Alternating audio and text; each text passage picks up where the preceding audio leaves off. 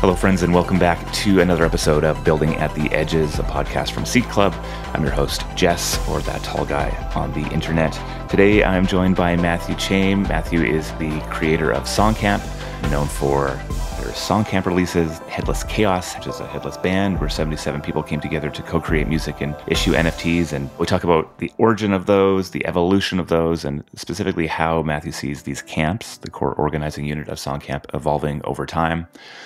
We get into a really interesting conversation about tastemaking as an individual versus tastemaking as a collective, and how Songcamp and Matthew balances the two.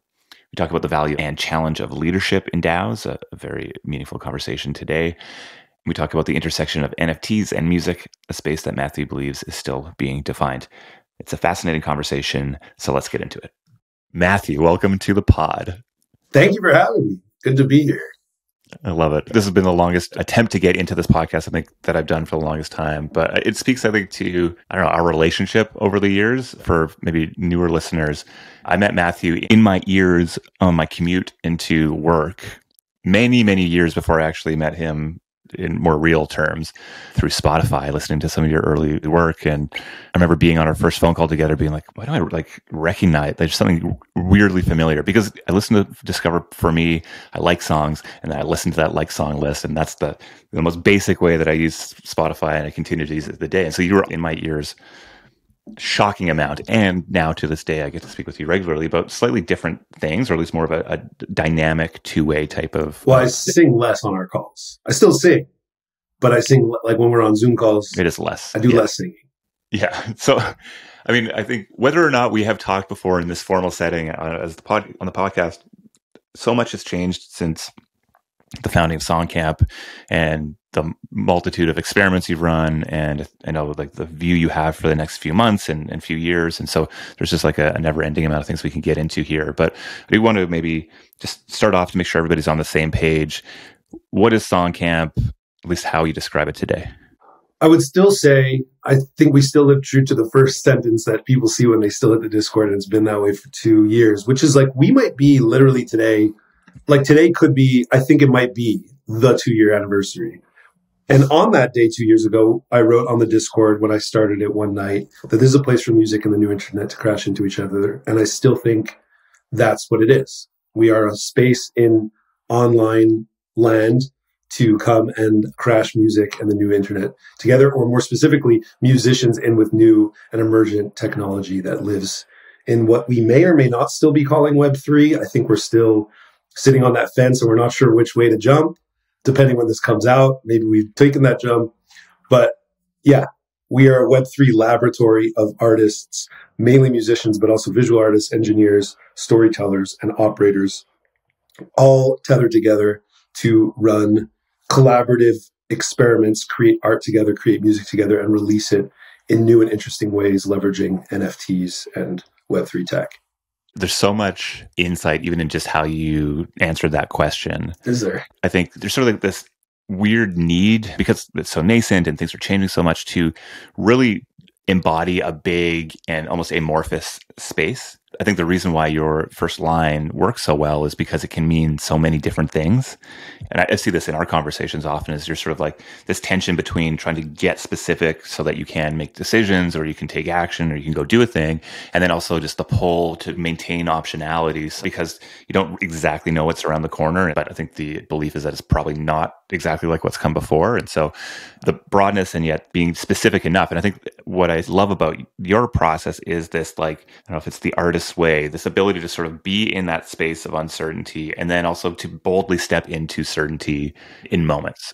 And so maybe can you run through some of those moments for us? Like, what are the things that you've built and shipped that sort of make up or maybe fold up into the broader vision that you have? Yeah. So at the core nucleus of this amorphous thing called Songcamp is really our flagship experiments, which we call camps. I, coming from DIY, indie, independent musician territory, gained a lot from being a part of songwriting camps. And I brought that sort of framework with me when I fell down into this world and got curious about how this new technology and also just these new ideas could affect my artist career. So I brought that framework with me. So really, like, our camps take the shape of songwriting camps, but instead of ending when the music is created, we also release the music within this framework of collaborative online work. So we create the visual artwork together. And now with NFTs and stuff, we're also bringing engineers and creating our own websites, almost building our own quote unquote pop-up Spotifys to have this music live and be distributed in new and interesting ways. So we've ran 3 camps in the last 2 years so far, and each project has taken on a bigger scope, have brought more people in, and grown in ambition. So our first camp was 13 people, 9 of 13 were musicians. Second camp was 42 people total. And the third camp, our latest one in Chaos, was 77 people total, 45 of them musicians. So these are big projects. They're multi-month spanning. A large catalog of music and artwork comes out of them. And then we do something experimental with that output. Yeah, I think the other thing that I often find myself using Songcamp as an example of is just the power of these sort of closing the loop.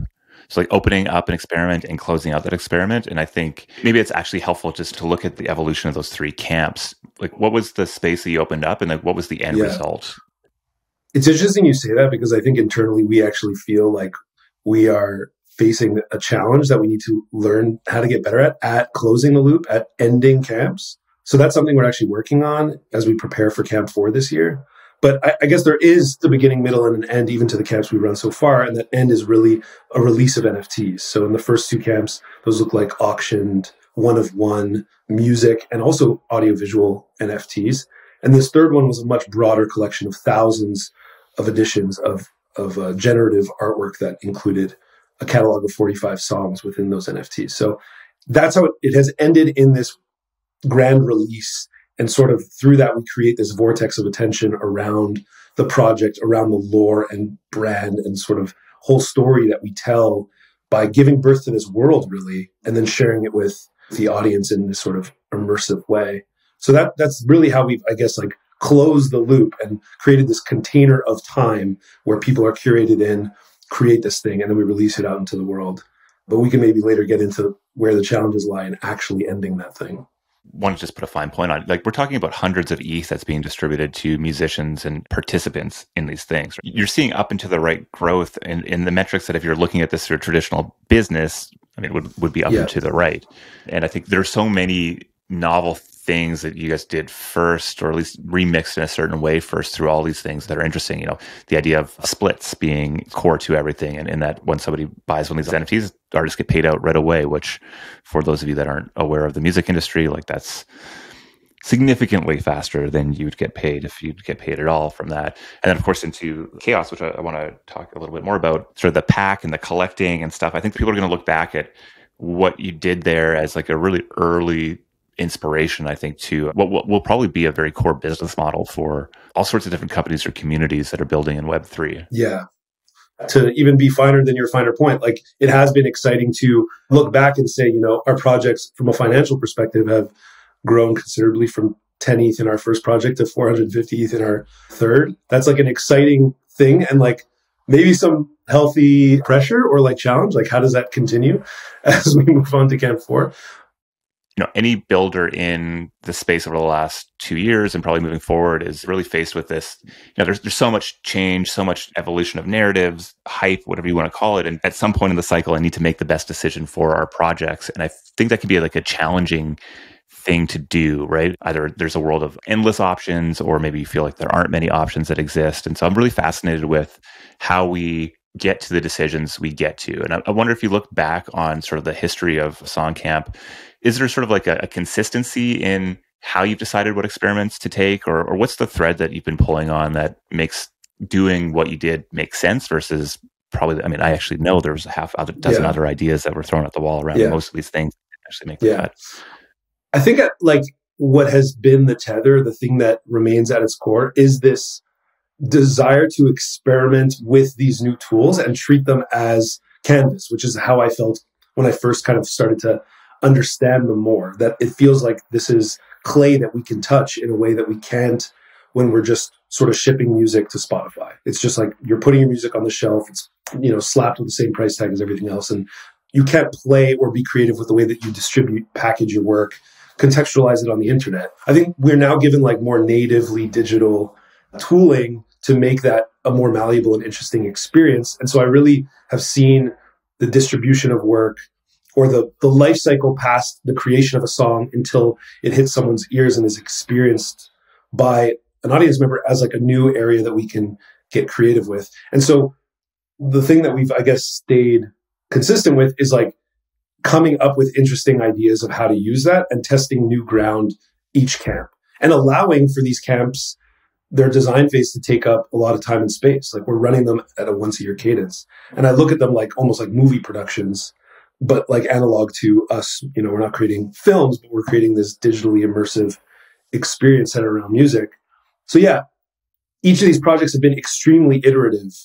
Same way you do with any creative medium, like you're taking in your surroundings, you're taking in inspiration. And in this mode, I think that means like watching what's happening at the edges of this technology. What are the new and interesting ways that we can use it? At the beginning, that was auctions and splits, you know, and then it became like, oh, custom NFT pack technology, you know, and what the next thing will be as these things get more dynamic and the tools open up more, it's like, oh, what can we do with that? What can we do with that? And then fitting all those puzzle pieces together. And yeah, I guess for me, at least, I start from a very like pie in the sky, like blue sky scenario of like what we can do, all these crazy, expansive imagination things. Definitely an exuberant market can feed that energy a bit. But as you start to like ground this idea and bring it closer and closer to something that you're actually going to go and do, it strips away a lot of the things that just are not going to fit to actually get things done. I'm always like slapped in the face, surprised again and again how much harder it is to do things than it is to think about them in your head. I keep thinking I've figured that out, and then I get reminded. So I think it's like setting these intentions of like, okay, even if we're going to run one a year, already now in March or April, I know that we're going to do Camp 4 in September, and we're going to like hold true to that. And so we better start to like land that plane of creativity and imagination down into something real as we move through the summer. And I think it's just like holding onto that flag in the ground that allows us to actually get to something that we're going to do. How much of the success to date and maybe the ongoing success of Songcamp is directly related to your taste? It's a loaded question, Jess. How much of the success of Songcamp is directly correlated to my taste? Well, I just want to know, like, is your taste essential to the success of Songcamp? I've been thinking about this quite a bit, right? And I think that when you start talking about things that are happening at the edges, there's a lot of things happening at the edges. There's a lot of edges. Choosing which edge and what is actually interesting has a degree of taste in it. And I think I've been struggling with that as a leader in an organization with many people as well, and having strong opinions that show up in certain ways and maybe not being able to fully articulate that. It is actually a question of taste, and it is one that maybe feels more like being a creative or an artist than it does being a product manager or a strategist. Yeah, I would say yes to that question. A lot of it does reflect or relate a lot to my taste. And I think it's a lot of it is a manifestation of my vision for things. That being said, I think that vision is influenced, inspired by, and like nudged a lot by a lot of people. But I am even still the curator of, or the filter of what from that gets in and what doesn't. And so to that end, I think it's like fairly essential or damn near the nucleus. No, it is in the nucleus of the thing. I sense almost a reluctance in around that, and I definitely identify with that as well. But what is shocking maybe to me is how much that is actually desired, not only by the market, I think, and if you think about how great things are built and how hard it is to build great things, and whether right decisions or wrong decisions, the ability to make decisions and move forward is absolutely core to that. But also to contributors and people who, for the most part, you want to be part of something meaningful. And to build something meaningful, you need to be able to make decisions, and that can be a complex thing to do. And I'm gearing towards some of the experiences you've had around sort of like managing these large groups of people and generating creative output, which I think is just a fascinating question. But there's a desire for more clarity, even from contributors or from participants as well in these things. And also that there's still a high degree of input. Yeah. Right. I wouldn't frame anything that I see you do as being like the decider or being overbearing in those decisions. I see you and so much of your success as a leader as being one who's maybe almost default more than open to others' input, et cetera, and almost like reluctantly forced to make those taste decisions or things to be able to get things to to move on. And so I think it's a really important thing as people who are listening to this podcast who see themselves as wanting to start a DAO or start a creative project or a consumer project in crypto, these tensions around the ideas of decentralization and the sort of community involvement. And not to say that any one of these is the right thing, it's just that it's like this messy, not as clear as you would want or think it to be, no matter what side of the coin you're on type situation. Yeah. Well, the other lesson I get over and over again is like the answer is always both. And it's like so annoying that is the case. That balance and equilibrium is like what we're striving for. And I think as humans, like we're messy and it's very difficult for us to find balance. In fact, there's someone who made the quote something about like, there's no such thing as balance. True equilibrium is unattainable, though it's only constantly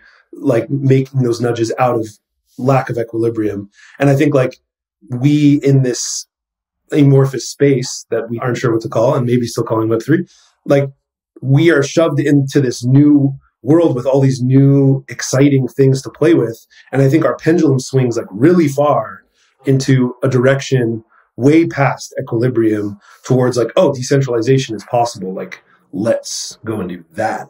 And 1,000, 10,000x that idea into every little thing we did. And I think we experienced that over the last 2 years. And I definitely felt the effects of that in a big way.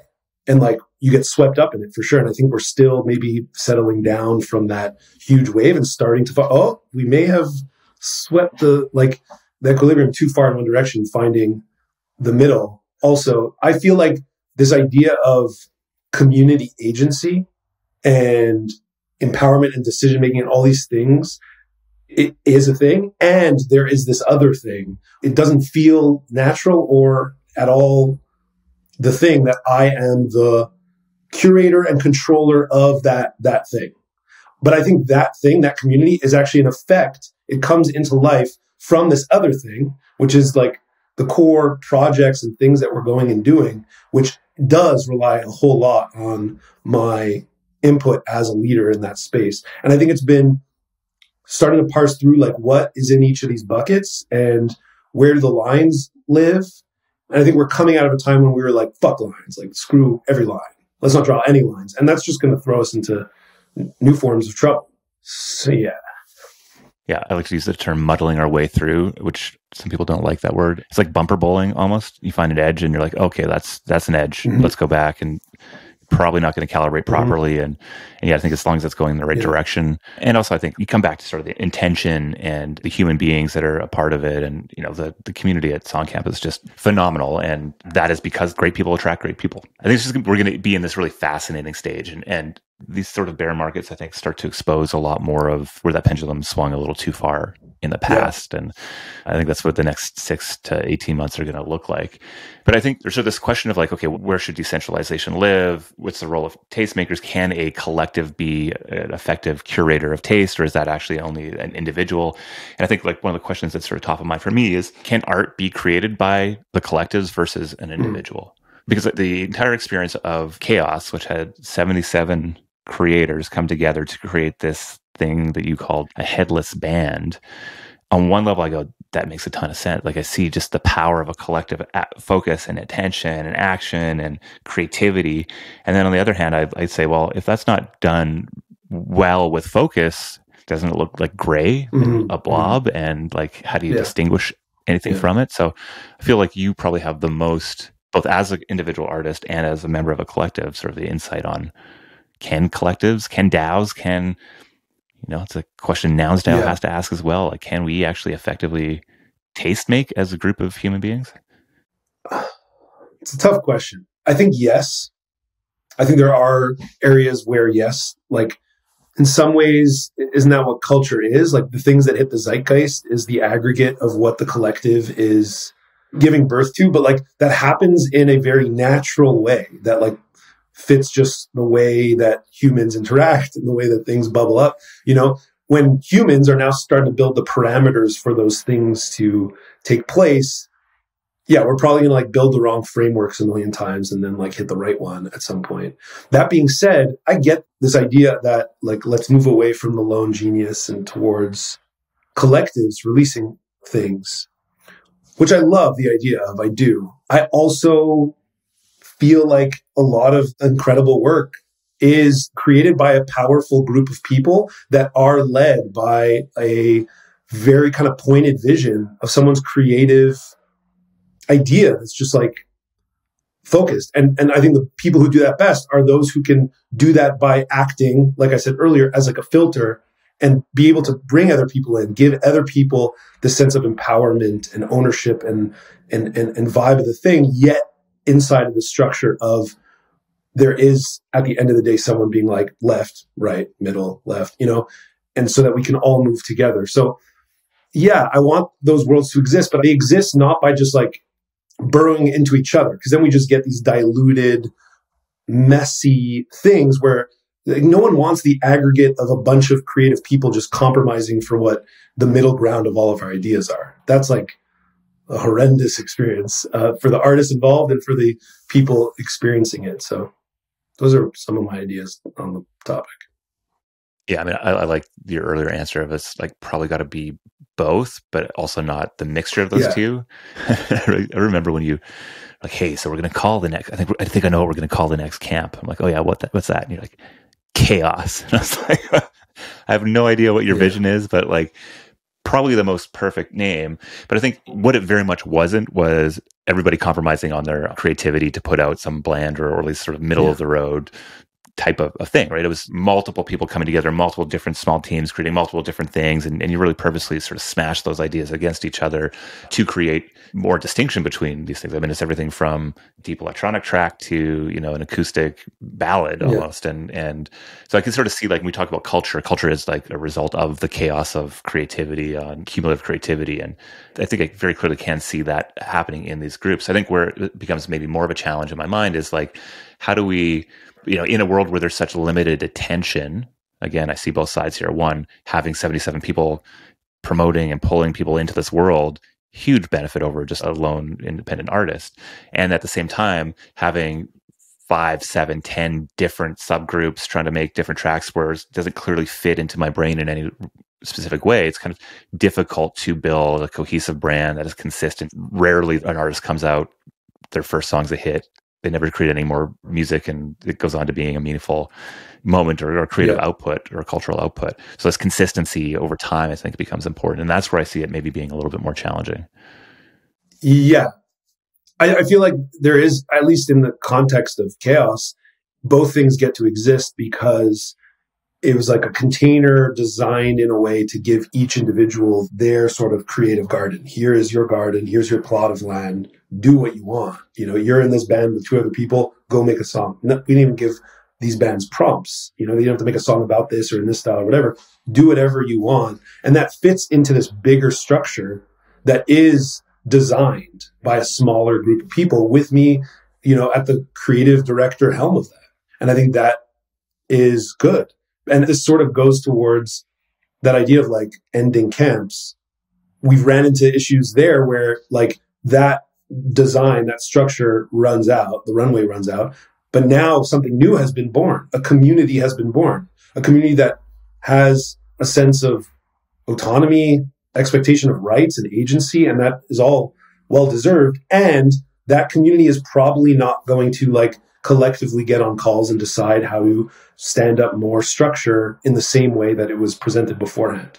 And so we end up in this very muddled space of like a stagnant sort of layer of trying to like lay that groundwork together now, which is like requires so much nuance and so much focus and all these things that it's like, it just doesn't get figured out that way. And I am not like the god of this thing.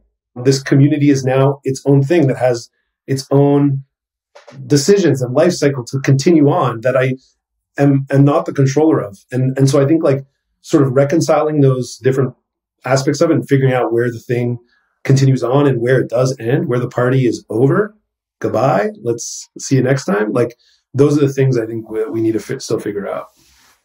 So I love this headless brand, headless band. At least I saw it popularized by the other internet posts, I think, called Headless Brands, which is phenomenal, talking about protocols and Bitcoin. And I think we've seen the more modern experiments here. I would say Chaos and Nouns are sort of great examples of it. But I think there's still a lot of people who have doubt over the effectiveness or legitimacy of those things long term, especially if they're going after a very specific thing rather than, something like Bitcoin where it's built and it's, you're not making a whole lot of design decisions to actually build a product and take it to market. It's just more of a maintenance of it. So I guess my question is, like, do you think headless bands can be a thing and be a meaningful thing? Is this something that you would expect to see tried again and living on and being a meaningful tool to create art in the world? Yeah. Well, I guess, like headless band, that term can mean probably a lot of different things to a lot of different people. It's probably a loaded term. I think we felt the effects of that within the group of 77. We probably had different ideas of what that meant. In our case, we didn't create music that was then CCO and like, it's just like free for literally the headlessness to just expand in every direction in infinite ways. We were more like a 77 person band without like a front lead singer, like it was like a bunch of music is being created within this network of people making it kind of this headless band. Overall, I think for sure there will be more experiments that touch this connotation of a headless band in probably a lot of different ways. Because I think what to me is opening up is the ability to cultivate networks of people on the internet and put us in interesting form factors to create net new things. And to me, like wrapping all those into a band or a brand or whatever, with different sorts of constraints being the thing. I could see a headless band coming into existence that doesn't rely on, these 77 people are a thing and it's chaos, but here's the prompt, here's the parameter. And if you validate that rule, that is now inside that band. And that could be probably a lot bigger than 77 people. It could be hundreds, it could be thousands. So I feel like there's a ton of games to play that would still definitely be headless band type experiments. We talk about pendulum swinging and different experiments and this desire to just reimagine or completely reinvent things, right? Like the idea of like Web 2's trash, Web 3 is going to be the savior to all things, or labels are trash and creating on smart contracts and going direct to fans is the future. And yet I think in moments when sort of the tide goes back out, we go, okay, well, what here is actually real? What from the past do we need to hold on to? And where should we be making these evolutions? And in the world that you're playing in, so many folks in the music space are enthralled with Web3 because the system is just completely broken in so many ways for most people, right? Like the label structures, the value of how you can actually earn money from your creation. And yet I see so much of, you kind of squint, I see the label model being applied just in different ways to these new structures as well. So if everybody has to go and launch on sound to be able to get distribution in Web3, which isn't the case, and I don't think will be the case, so we'll just go down this path with me for a minute. Is that not just, introducing a new middleman into the thing? So I guess a question for you around Songcamp is like, is Songcamp just going to become a label, or is there like a meaningful distinction in your mind that, or direction that you see open to you? Last night I asked ChatGPT for like a few hours. I explained it, all the context about Songcamp. Like I just told it everything we've done. And then I asked it, do you think Songcamp's a record label? And it came back saying like, it has properties of a record label, but I wouldn't call it a record label. It probably goes beyond what a record label does. And I would agree with ChatGPT on that front, that like, there's also obviously like an aspect of community co-creation here, collaborative creation of music. It extends more to the left of the life cycle of a song. It's like from here are the people you're going to work with. Here's the music you made. Here's the visual art. And then it starts to definitely hit record label like properties for sure. And I think the thing that we've realized now that the tide's gone out and we're not living in fantasy land anymore, where it's like, we're just a bunch of artists doing our thing and like we can do everything ourselves and we're in this new world, so we don't need any help, right? We can just do everything. And that is incrementally true. We are definitely closer to the distribution tools that someone like me can engage in them. Not every musician is going to engage in them the way that I enjoy engaging with them. They're still going to need assistance on all these things. And so 100% like the record label model in some capacity comes in here. Do the business models look different? Do we have net new ways of turning on revenue in other areas that actually like free us up to do more interesting creative experiments in the areas that record labels depend so much on where they get their revenue? Maybe, yeah. Like, that to me is interesting areas where we have some like grounded vistas for experimentation. One thing I did want to share though, which is something I've learned over and over and really learned in Chaos, and why music on these new internet rails is super interesting, is because like music is such a collaborative thing that when you start to bring it into this world, you start to recognize, even like if we adopt some of the language that we gain from crypto blockchain world, is like the creation of music is a very liquid experience. And to that end, it's very native to this world of like online, higher fidelity collaboration and work.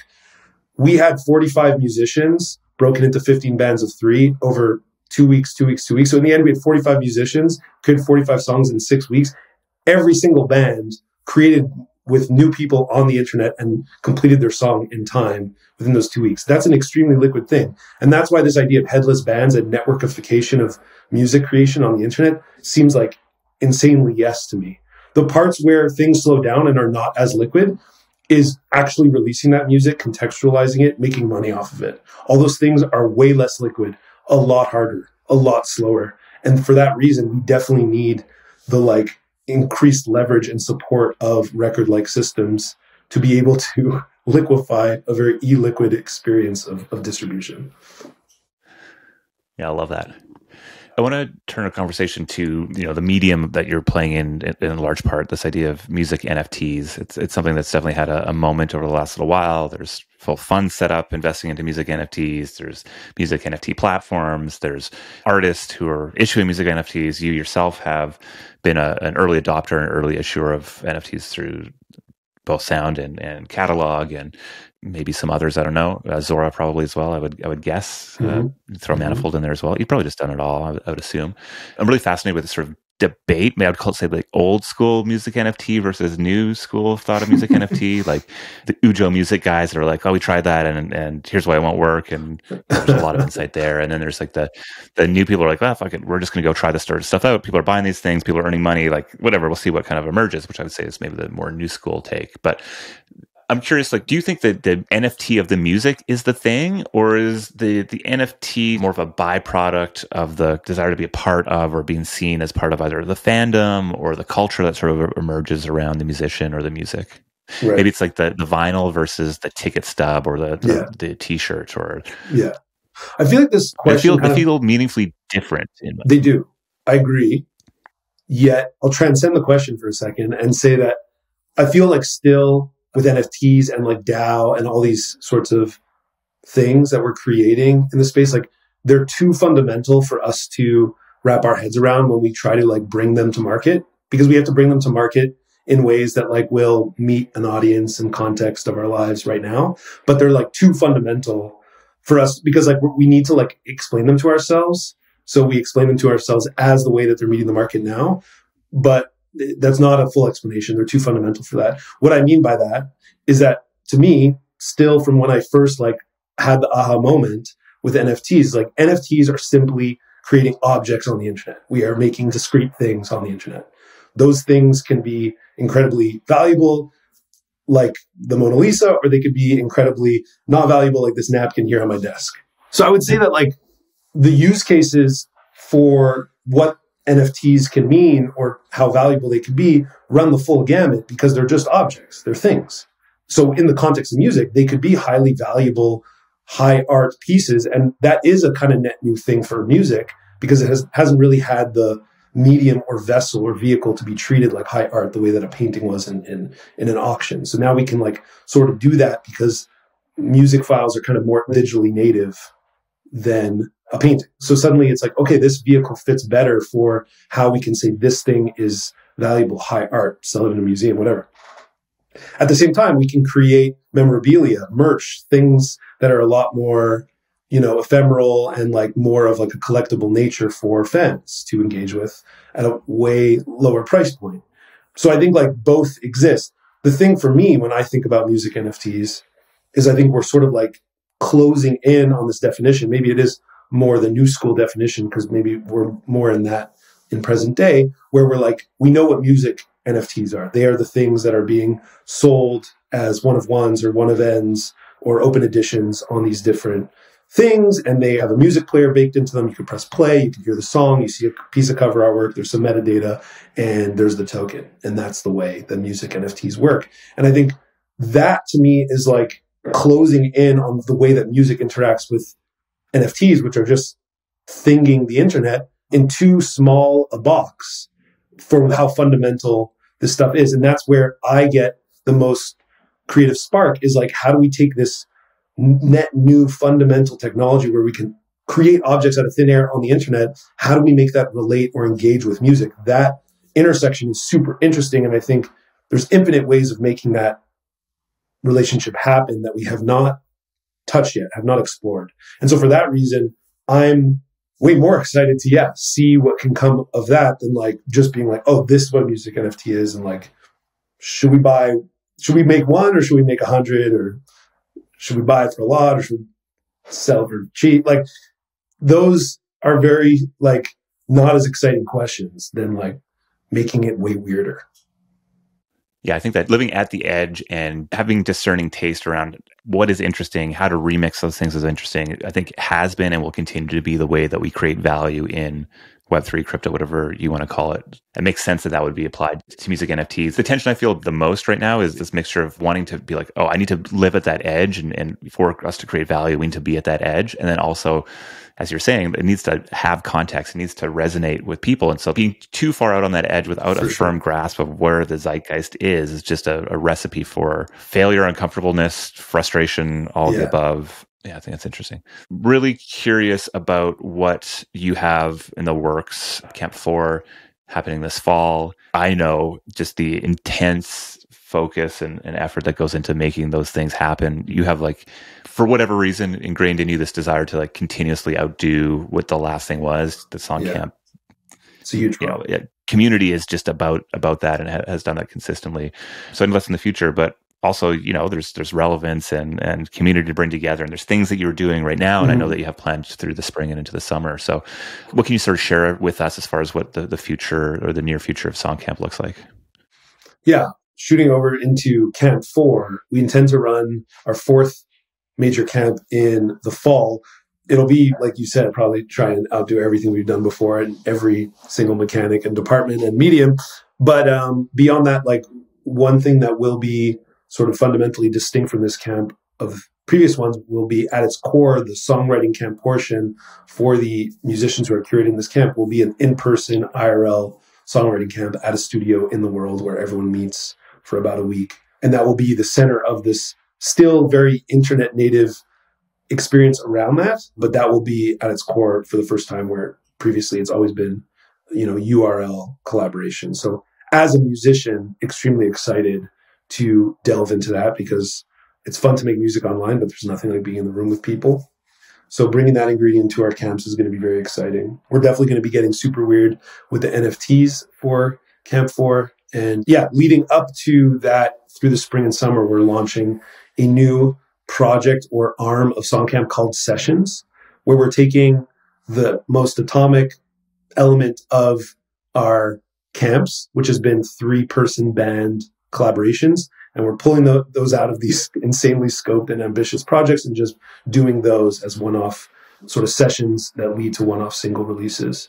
With all this music this year, both those session singles and the album that will be created out of Camp 4, all that music will also be coming out not only in Web3 NFT land, but also for the first time in our history at Songcamp on streaming services and on DSP Web2 traditional platforms. So we're excited to dive into that as well and start to like have some cultural resonance beyond Twitter. And then also creating these touch points starting in New York in April for in-person community gatherings, throwing an event there. And yeah, love seeing the meta label drop sell out very quickly so people can come together and be in person with you in New York. And I think there's still tickets available to that. So if you're at NFT NYC, make sure you check that out. I also know that you have a podcast. Yes, so we are in season 1 of Convo, our podcast at Songcamp, hosted by Mark Redito. All meeting of music, creativity, and technology is the theme for that. Yeah, I think it's an easy subscribe if you want to get an insight into this wild world that Songcamp is building. You can probably find it on your favorite podcast player. I just wanted to say that. Find it everywhere you get your find it where you get your podcast, Matthew. That seems right. All right, man. I always enjoy our conversations. My favorite podcasts are ones where I feel like people just get a window into kind of the normal conversations we'd have or at least a similar vibe that we have. So stoked to have you on for this new season and looking forward to more amazing art coming out of the Songcamp world. Thank you very much. Appreciate it. Thanks for having me. Hello, friends. Steph here, Media Team Steward at Seed Club. If you like this episode, please subscribe, rate, and review Building at the Edges. This helps other Web3 builders discover these valuable insights. And tell us what you think on Twitter. Tag us at @SeedClubHQ. Thanks for listening. See you on the internet.